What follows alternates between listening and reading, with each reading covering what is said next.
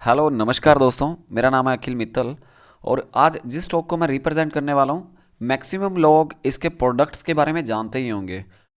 देखिए, ये जो कंपनी है बहुत पॉपुलर कंपनी है और 23,000 करोड़ का ये मार्केट कैप रखती है। इसके एक बार प्रोडक्ट्स देखिए आप। ये प्रोडक्ट बनाती है हेल्थ केयर प्रोडक्ट्स और पर्सनल केयर में। देखिए, पर्सनल केयर में देखिए कौन कौन से हैं। बोरो प्लस, मुझे नहीं लगता कि शायद ही कोई हो जिसने इस प्रोडक्ट के बारे में ना सुना हो।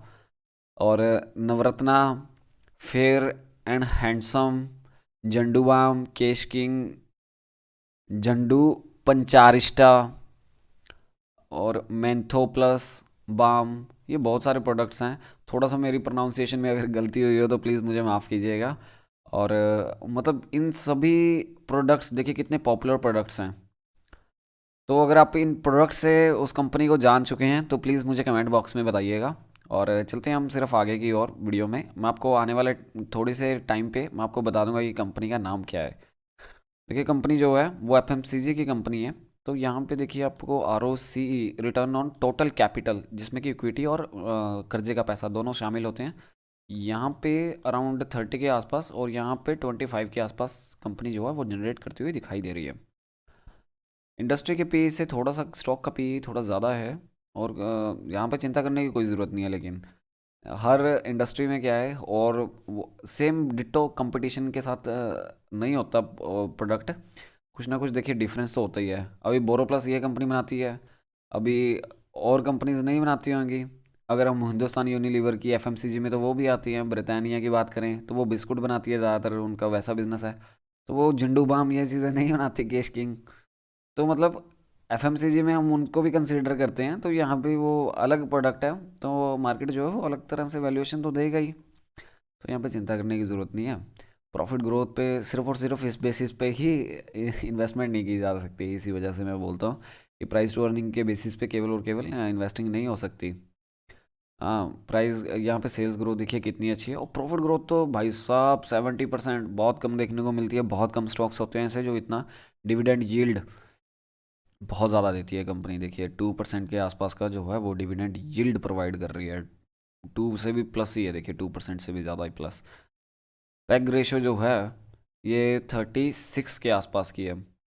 तो यार ये थोड़ा सा यहाँ पे हमें कॉम्प्रोमाइजेशन करना पड़ेगा पैग रेशो के साथ। पैग रेशो बहुत ज़्यादा है, मुझे लगता है इतनी नहीं होनी चाहिए थी वैसे। बहुत कम कंपनीज होती हैं जो इतनी ज़्यादा पैग रेशो दिखाएं। पैग रेशो जितनी कम हो वैसे उतना अच्छा होता है। चलिए कोई बात नहीं। डेट देख लेते हैं कंपनी का। 128 करोड़ का डेट है कंपनी का, और बदले में उसके रिजर्व्स जो कंपनी उठाए के घूम रही है, तो 2,000 करोड़ का तो भाई साहब रिजर्व्स लेके घूम रही है कंपनी। तो डेट तो इजीली मैनेज किया जा सकता है, इससे कोई दिक्कत वाली बात नहीं है। डेट कोई चिंता का मुद्दा नहीं है यहाँ पे। और इन्वेंट्री टर्नओवर अच्छी है, देखिए 3.5 की इन्वेंट्री टर्नओवर है। और डेज रिसीवेबल यानी कि पैसा जो है वो 30 दिनों के बाद, 1 महीने के बाद कंपनी के पास बेचे हुए सामान का वापस आ जाता है। तो काफ़ी अच्छा है ये चीज़। एक बार मैं आपको इधर लेके चलता हूँ। अब देखिए इमामी का, हम आ जाते हैं पहले इधर ही देख लेते हैं एक बार। रेवेन्यू ग्रोथ देखिए थोड़ा सा स्टेगनेटेड है अभी फ़िलहाल। हम बोलें तो रेवेन्यू में कोई ज़्यादा बड़ी ग्रोथ दिखाई नहीं दे रही कंपनी में। हाँ ठीक है, थोड़ी थोड़ी ग्रोथ कर रही है, कम नहीं हो रहा देखिए, बट ये चीज़ है। 2%, 2.5% के आसपास की सेल्स में ग्रोथ हो रही है। एबिडा ग्रोथ यानी कि प्रॉफिट में ग्रोथ, तो ये भी थोड़ा सा कॉम्प्रोमाइजेशन करने को मिल रही है फ़िलहाल। यहाँ पे 4% के आसपास की ग्रोथ देखने को मिल रही है एबिडा में। पैट ग्रोथ देखिए, पैट ग्रोथ बहुत ज़्यादा है profit after tax, but PAT profit after tax से ज़्यादा मायने एबिडा ग्रोथ रखती है। इसमें ना क्या होता है, अदर इनकम शामिल हो जाती है। कंपनी कोई एसिड एसिड बेच देती है, अपनी डेप्रिसिएशन को कम कर लेती है। तो वो चीज़ें, इसको मैनिपुलेट किया जा सकता है पैट को। एबिडा को ऐसे मैनिपुलेट नहीं होती है एबिडा, है ना। तो ये चीज़ों की वजह से मैं एबिडा को ज़्यादा प्रेफर करता हूँ। पी अगर आप देखोगे, प्राइस टू अर्निंग, तो अभी फ़िलहाल ये जो है वो अपने उसी रेंज में 50 के आसपास की रेंज में दिखाई दे रही है। 8 साल पहले भी इतने के अराउंड में थी, 5 साल पहले भी इतने के अराउंड में चल रही थी ये। प्राइस टू बुक वैल्यू थोड़ी सी कम नज़र आ रही है पुराने टाइम से, कुछ ज़्यादा बट फ़र्क नहीं है। इतना ज़्यादा कोई फ़र्क नहीं है। 9 पे थी पहले, 10 पे थी। 8 साल पहले की अगर हम थोड़ी सी एवरेज देखें तो वो 20 के आसपास थी। यानी कि ज़्यादा कोई बड़ा फ़र्क यहाँ पे नज़र नहीं आया हमें। ठीक है। आगे देख लेते हैं भाई साहब इसको। ये इसका पीयर कंपैरिजन देख लो भाई साहब। एफएमसीजी में पर्सनल केयर में इसको हम जो है वो क्या बोलते हैं इसको, कंपेयर कर रहे हैं। तो देखिए, डाबर का भी हमने एनालिसिस किया है, उसकी अलग से वीडियो है, अगर आप उस वीडियो को भी देखना चाहें तो देख सकते हैं। इमामी जो है वो 4th नंबर की पर्सनल केयर में एफएमसीजी में आ रही है। तो ये इसकी मार्केट कैप जो है वो 23,000 करोड़ की मार्केट कैप है। पी की बात करोगे तो आपको जो है वो हायर साइड से थोड़ा सा तो कम देखने को मिल ही रहा है। प्रोडक्ट वैसे तो अलग अलग हैं, तो इस लिहाज से भी ज़्यादा इतना खुश होने की बात नहीं है यहाँ पे। और प्रॉफिट ग्रोथ की बात करें तो प्रॉफिट ग्रोथ में तो भाई साहब इसने तगड़ा ही प्रॉफिट दिखाया है। हाँ, बट सेल्स में उतना अच्छे से ग्रो नहीं कर पाई, सेल्स में सिर्फ 21% की ग्रोथ है। ये भी होनी चाहिए थी मुझे लगता है 50 के आसपास लेकिन चलो कोई बात नहीं। एक साल में इतनी ग्रोथ करना भी काफ़ी अच्छा है कंपनी के लिए। प्रॉफिट में भी ग्रोथ अच्छी की है इन्होंने, अपने प्रोडक्ट्स महंगे किए होंगे। सेल्स में इतनी ज़्यादा नहीं, इस वजह से जो है इंक्रीमेंट नहीं आया, लेकिन प्रॉफिट में आया। मार्जिन्स को इन्होंने इम्प्रूव किया होगा अपने यहाँ पे।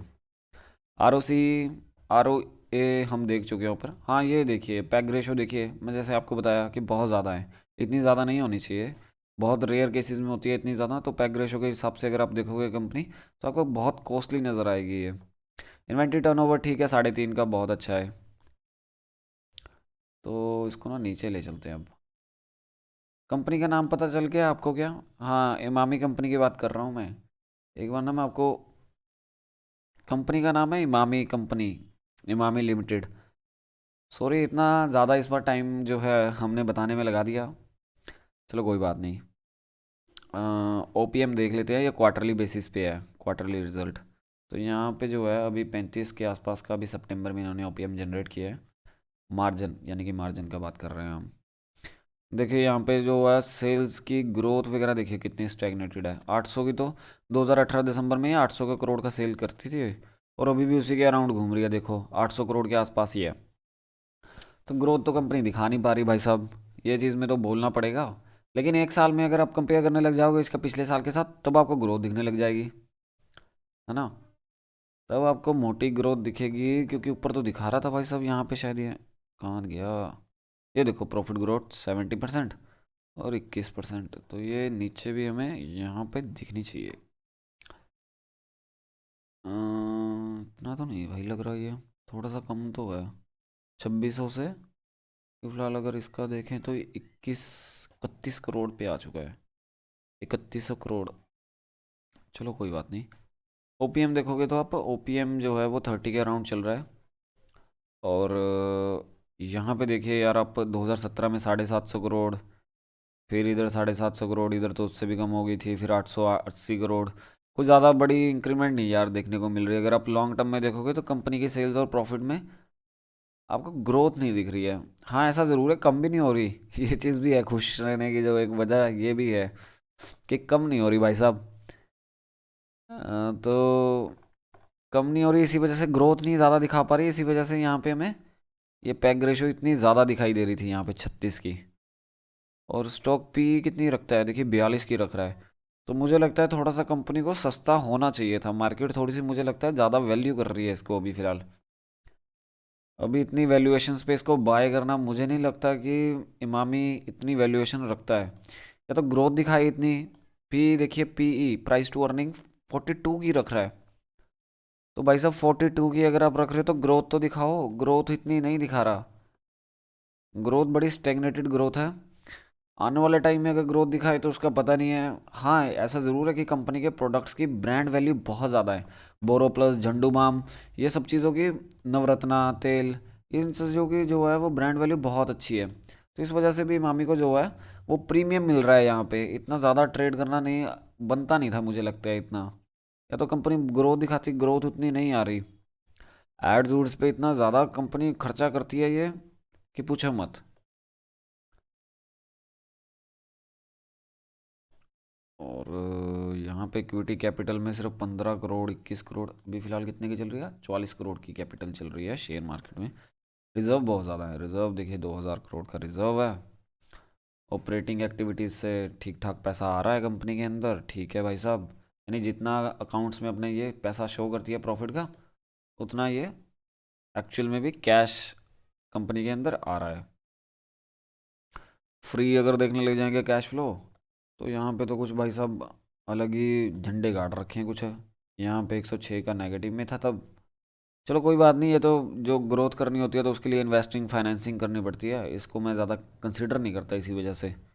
ऑपरेटिंग एक्टिविटीज़ को मैं ज़्यादा कंसिडर करता हूँ, क्योंकि मेनली मुझे क्या देखना होता है, मुझे देखना होता है कि जितना अकाउंट में कंपनी है, जो अपना अकाउंट में दिखा रही है कि मेरे अकाउंट में इतना पैसा है, एक्चुअल में वो पैसा, मतलब जो प्रॉफिट जो वो दिखा रहे हैं अपने अकाउंट्स में, वो एक्चुअल में जो पैसा कंपनी के पास आया है वो यहीं से पता लगता है कैश फ्लो में, कि कंपनी के हाथ में पैसा आ भी रहा है या नहीं।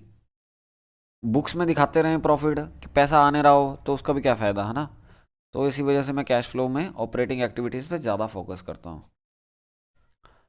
आरओसी अभी फ़िलहाल जो है वो 30 के आसपास है, पहले तो 18 के पास थी, तो ये भी देखिए बड़ी कम थी। अगर हम पिछले सालों के 2014 में देखो, यहाँ पे 50%।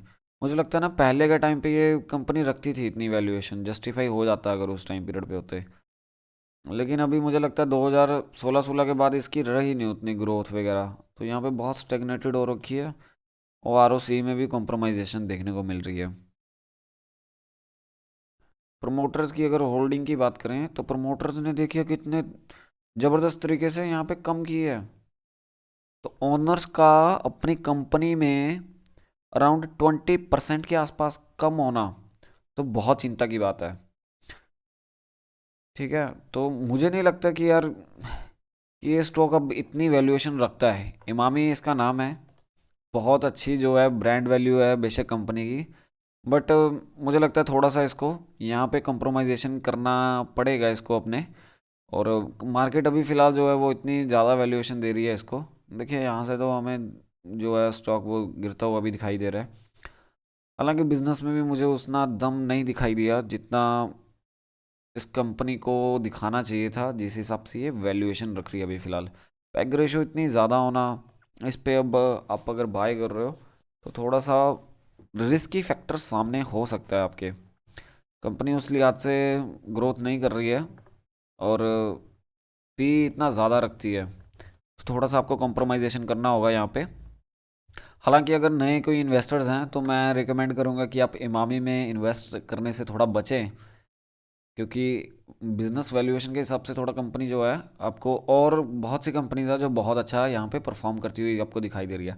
लॉन्ग टर्म के लिहाज से मुझे लगता है कि इमामी अभी फ़िलहाल इतनी अच्छी कंडीशन में नहीं है। बाकी देखिए पैसा आपका है तो डिसीज़न भी केवल और केवल उस पैसे को लेके आपका ही बनता है। मेरे कहने का मतलब ये नहीं है कि कल को इमामी कर ही नहीं सकती है कोई अच्छा परफॉर्म, हो सकता है कंपनी का मैनेजमेंट और इसको बहुत अच्छा करने लग पड़े। अभी फ़िलहाल देखिए एक साल में भी मुझे यहाँ पे थोड़ा सा जो है वो पी और पैग रेशो में ही बहुत बड़ा डिफरेंस जो है वो दिखाई दे रहा था। इस वजह से ही मैं यहाँ पे ही इसको एनालिसिस को छोड़ने वाला था, लेकिन फिर मैंने सोचा चलो देख लेते हैं आगे भी, और तो दम नहीं लगा मेरे को कहीं पे भी इतना ज़्यादा। इसकी वैल्यूएशन कम होनी चाहिए थी। 23,000 करोड़ की अभी फ़िलहाल मार्केट कैप रखती है। मुझे लगता है अराउंड ये आपको 10 से 15 हज़ार करोड़ के बीच में मिलना चाहिए था। तो कोई बात नहीं, और बहुत सी यहाँ पे अपॉर्चुनिटीज़ हैं मार्केट में, आप वहाँ पे फोकस कर सकते हैं। थैंक यू सो मच, इस वीडियो में आप अंत तक बने रहे। अगर आपको हमारा काम अच्छा लगता है तो प्लीज़ आप हमें जो है वो सपोर्ट कीजिए, हमारे चैनल को सब्सक्राइब कीजिए, और हमारी वीडियोस प्रीवियस वीडियोस को भी देखिएगा। बहुत इन्फॉर्मेशन हम जो है हर हर वीडियोस में आपके लिए प्रोवाइड करते हैं। तो अगर आपको हमारा काम अच्छा लगता है तो प्लीज़ आप हमें जो है वो सपोर्ट कीजिए, हमें जो है वो आप थोड़ा सा प्यार दिखाइए जिसको बोलते हैं। तो फिलहाल इस वीडियो में इतना ही। Thank you so much.